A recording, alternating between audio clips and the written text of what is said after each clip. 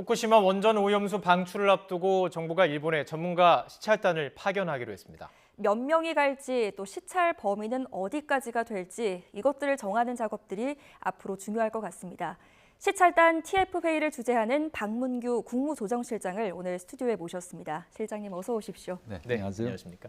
원래 인터뷰는 사실 이제 규제를 얼마나 1년간 윤석열 정부에서 없앴나 이걸 사실 중점적으로 하기 위해 잡아놓은 인터뷰였는데 시찰단 이슈가 이렇게 또 들어왔습니다. 아무래도 국민들이 제일 맞습니다. 궁금해하시는 이슈니까요. 예, 네. 그러다 보니까 이걸 좀 중점적으로 여쭤보고 싶습니다. 아무래도 현장에서 지금 TF를 주재하시고 어느 정도, 그러니까 구체적으로 결정된 거 이전에 어떤 것들을 정하는지를 가장 지금 잘하실 분이시기 때문에 여쭤보는데 지금 좀 어느 정도까지 진행이 됐습니까? 뭐 규모나 일정 같은 게 좀 정해졌나요? 네, 우선 일정은 정해졌고요. 23, 24. 1박 2일로 확정이 된 겁니까? 그러나 이제 그거는 현지에 가서 시찰하는 기간이고 네. 그걸 준비를 위해서 사전에 들어갈 수도 있고 하기 때문에 네. 그 정확한 일정은 아직은 정해지지 않았습니다만. 네, 왜냐하면 지금 3박 4일까지 늘어날 수 있다는 보도가 나오고 있기 때문에 그거는 이제 뭐 여쭤봤습니다. 그 시찰하는 기간이 늘어났다기보다는 네. 시찰은 23, 24인데 거기 가서 현지에서 준비하고 이렇게 또 여행을 이동을 해야 되니까 시찰을 바로 실시할 수 있는 기간을 감안해 볼 때 좀 늘어날 수 있겠다 하는 그런 내용이 되겠고요. 예. 지금 실무적으로 어느 정도의 시찰단 규모를 편성을 하고 예. 조직을 하고 또 어떤 분을 단장으로 하고 하는 그런 내용들을 지금 실무안을 만들어서 협의를 하고 있고요. 예. 또 그 5월 12일 날 금요일 날 그 일본 측하고 또 실무 협의가 지금 예정이 돼 있습니다. 실무 협의를 한다면은 뭐 이제 지금 일정은 나왔지만 어디까지 들어갈 것이냐, 세부 일정, 또 누구를 만날 것이냐 이런 것들이 구체적으로 이렇게 나오는 건가요? 네, 그런 협의들이 있어야 될 것이고요. 예. 그동안 이 시찰단 이번에 결정은 사실 이제 IAEA가 오염수의 안전성을 검증하는 역할을 국제기구에서 하는 겁니다. 예. 그런데 개별 국가한테 와가지고 이걸 검증을 허락해 준다고 하는 거는 굉장히 이례적인 거죠. 네. 사실 대만이 작년에 시찰단을 파견한 적은 있습니다만 예. 대만은 IAEA의 가입국이 아닙니다. 국제기구 가입국이 아니기 때문에 그쪽에서 시찰을 할 수 있도록 해줬고요. 우리나라는 IAEA 검증단에 전문가가 지금 들어가 계시고 예. 또 원자력 안전기술원이라는 기관이 거기에 그 정보를 다 받아서 그런 그 연구를 하고 있기 때문에 네네.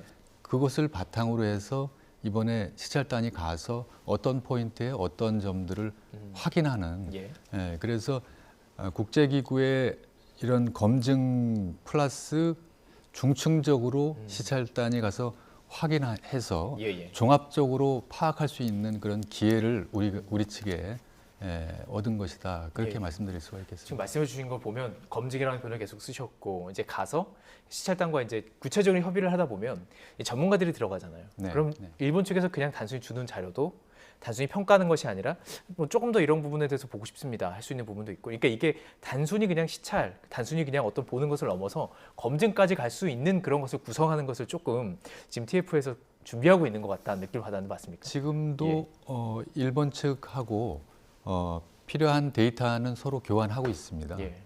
그래서 어느 정도의 데이터를 갖고 있기 때문에 또 IAEA에서 지금 가지고 있는 받은 그런 데이터들을 저희도 갖고 있기 때문에 어떤 포인트를 가서 확인을 하면 이 데이터가 과연 정확한 데이터구나 아닌 것을 확인할 수 있기 때문에 전문가들은 사실 그 포인트를 다 알고 있기 때문에 실무 협의를 통해서 그런 어디를 가서 보고 어떤 내용을 본다는 것을 미리 이제 실무 협의를 통해서 하게 되면 이게 지금 시찰 일정이 이제 정해지고 나니까 이게 이제 보여주기식 이 아니냐 그런 걱정들이 있는데 사실 그렇지는 않을 것이라는 생각이 듭니다. 지금 말씀해 주신 거 보니까 딱 포인트가 그럴 것 같습니다. 일본 측에서 준 자료가 맞는지를 확인하는 정도이냐 아니면 그 원재료까지도 전문가들이 직접 접근을 해서 직접 어떤 표본을 떠서 검사할 수 있느냐 이거 차이일 것 같은데 어느 정도까지 갈 수 있다고 그런 내용들을 이제 실무 협의에서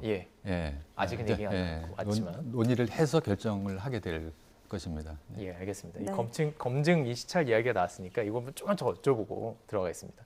자, 이제 검증 이야기 일단 일본 측에서는 이게 지금 검증이라는 단어를 쓰지 않는 것으로 나타나고 있는 상황에서 우리 시찰단의 이름을 뭐 검증단이라고 바꿔야 되는 거 아니야? 이런 주장도 있어요. 일가 교수님, 이거 어떻게 보세요?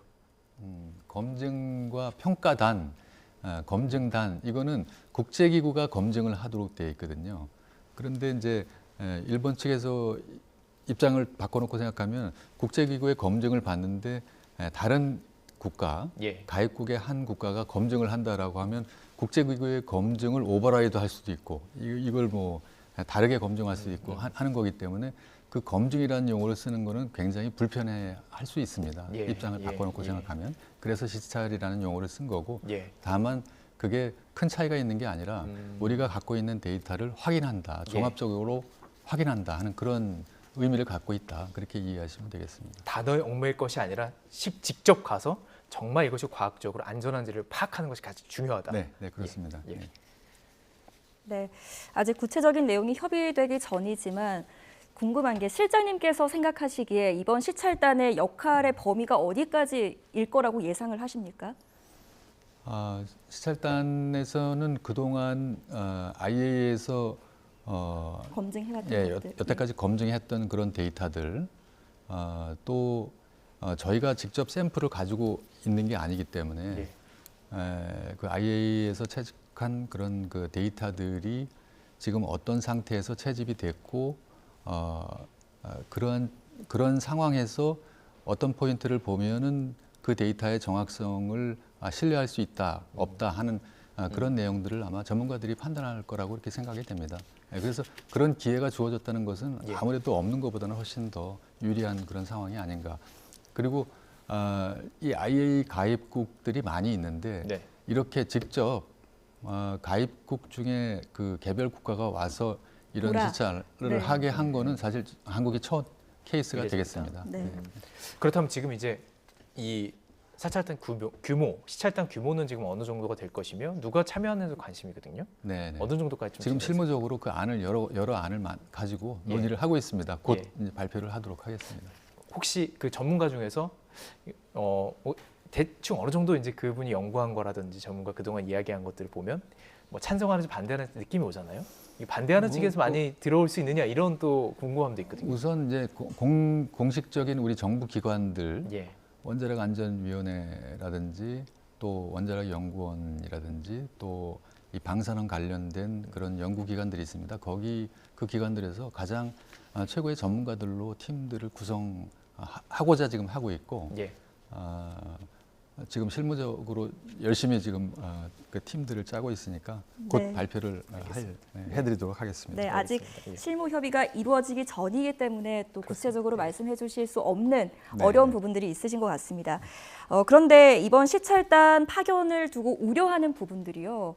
야당을 주도로 해서 이번 시찰단 파견이 괜히 일본 측의 어떤 정당화, 명분을 만들어주는 것이 아니냐 이런 우려도 있거든요. 여기에 대해서는 어떻게 생각하십니까?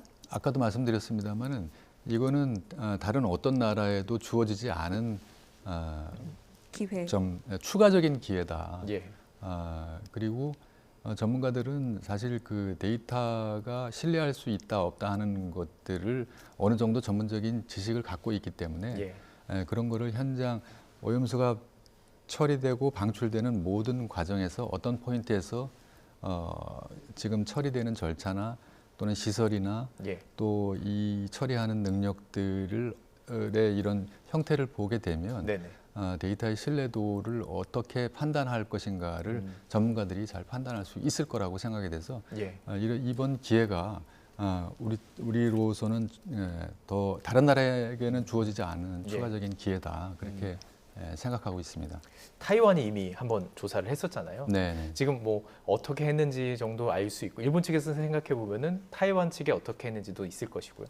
우리 검증단이 조금 우리 이제 시찰단이 조금 더 타이완보다는 다르게 더 추가되는 부분들이 있을 수 있을까요? 타이완, 대만에서 가서 시찰했던 그런 그 정보들 그런 것들도 분석을 하고 있고 또 그거보다는 대만 측이 갖고 있는 정보보다는 대만 측은 지금 IAEA의 그 가입국이 아니기 때문에 저희가 더 많은 정보들을 갖고 있습니다.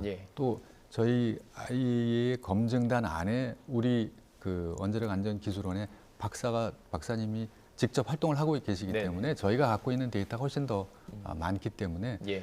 그분들이 대만 측에서 보신 것보다는 저희가 보는 것들이 훨씬 더 무게감이나 어떤 신뢰성에서 예. 차이가 날 수밖에 없지 않을까 이렇게 생각이 됩니다. 알겠습니다. 지금 회의가 지금 진행 중이고 지금 일본 측을 만나는 건 이틀 뒤입니다. 그런 상황에서도 말씀해 주실 수 있는 게 많지 않았을 텐데도 최선을 다해 주셔서 정말 감사합니다. 자, 이제 주제를 좀 바꿔보도록 하겠습니다.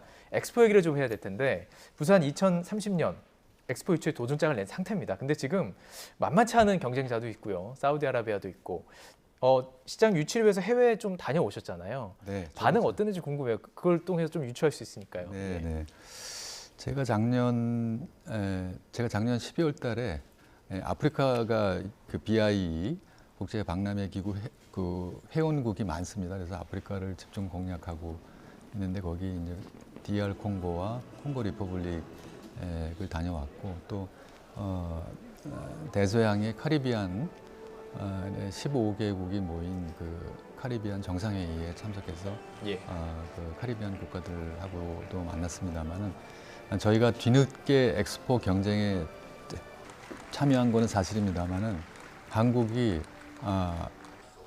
유망한 캔디데이트고 네.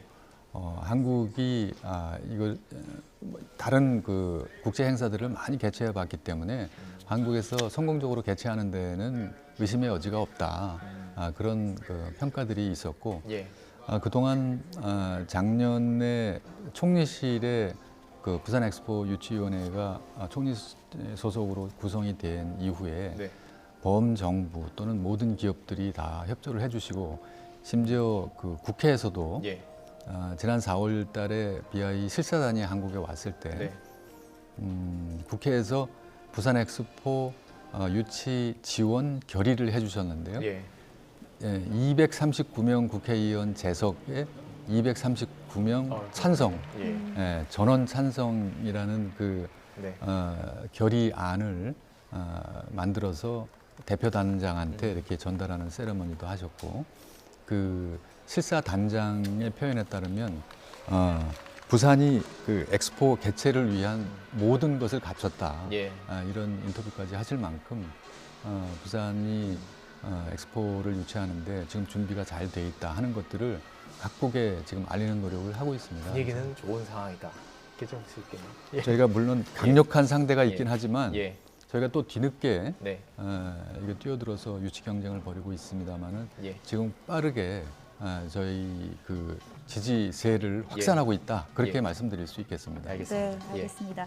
자, 이번에는 규제 개혁 얘기해 보겠습니다. 윤석열 대통령의 국정과제 중에 또 핵심인데 국민들이 좀 피부로 와닿을 수 있는 분야가 로봇 산업입니다. 여기에 대해서도 지금 규제 개혁이 이루어지고 있다고요? 네, 그렇습니다. 네, 뭐 지금 로봇 산업이 그러니까 신산업 새로운 신산업을 만들 수 있는 대표적인 산업이기 때문에 로봇에 대한 규제 이미 법 개정안이 다 만들어져 있습니다. 그래서 무인 로봇의 통행이라든지 배달 로봇으로 활용할 수 있는 그런 거라든지 무인 카페라든지 최근에는 이제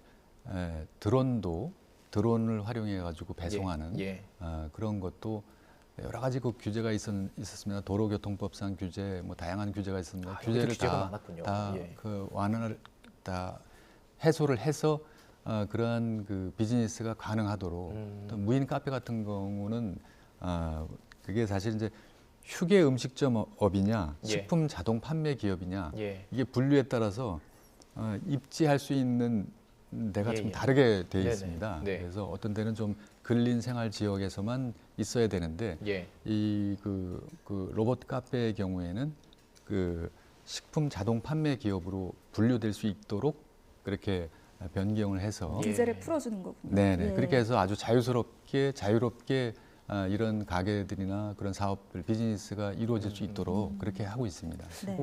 당장 소비자들에게 좀 체감할 수 있는 거는 전기 자전거 사용이에요. 배달할 때 전기 자전거 사용 이것도 규제가 있었는지 몰랐는데 이 부분도 좀 풀렸다는 것 같은데. 네, 전기 자전거는 사실 그 국내 자전거 법상 승용용으로만 이용될 수 있습니다. 그래서 이제 그 자전거의 그 무게 사이즈가 30kg로 제한이 되어 있는데 프랑스나 독일 경우에는 독일은 300kg까지 또 프랑스 경우는 650kg까지 그러니까 화물용으로도 쓸 수 있게 이렇게 되어 있습니다. 그래서 사실은 그 근거리에 이렇게 배송을 하는 용도로는 이렇게 전기 자전거를 활용해 가지고 근거리 배송을 한다 그러면은 굉장히 아주 용이하게 또 친환경적으로 오토바이 경유를 쓰는 오토바이보다는 훨씬 더 친환경적으로 할 수가 있기 때문에 이번 기회에 이런 전기 자전거를 화물용으로 쓸 수 있도록 지금 이번에 권고가 돼 있고요. 규제 개선은 권고가 돼 있어서 여러 가지 화물 자전거로 쓸 수 있도록 하기 위한 안전 기준이라든지 그런 규격을 만들기 위한 그런 작업을 지금 하고 있습니다. 저희가 이제 준비를 하다 보니까 1년 동안 1000건이 넘는 규제를 완화시켰다 이 얘기가 있더라고요. 이제 앞으로도 이제 과정들이 남아 있을 텐데 시간이 많지는 않습니다. 짧게 어떻게 하실지 말씀해. 그동안 1년 동안 1000여 건의 1027건의 규제를 개선을 했는데 이게 법령에서 법상은 국회에 보내야 되지만 정부가 할 수 있는 거는 그 시행령이나 그 하위 법령을 고쳐서 할 수 있습니다. 그래서 저희가 모든 조치를 정부가 할 수 있는 조치는 다 해가지고 할 수 있는 게 1000여 건을 이미 완료를 했다 1년간. 그래서 국민의 불편을 주는 그 행정 편의적인 규제라든지 기업의 발목을 잡는 규제라든지 너무 오래돼가지고 신산업을 장애하는 그런 규제들 이런 것들을 과감하게 좀 정리를 해서 그동안 한 1000여 건을 이뤄냈다 그렇게 말씀드리겠습니다. 알겠습니다. 오늘 시간이 많지 않아가지고 더 드릴 게 많았는데요. 이 정도로 정리하도록 하겠습니다. 다음에 또 나와주시죠. 알겠습니다. 박문규 국무조정실장과 함께 나눠봤습니다. 고맙습니다. 잘 들었습니다. 감사합니다.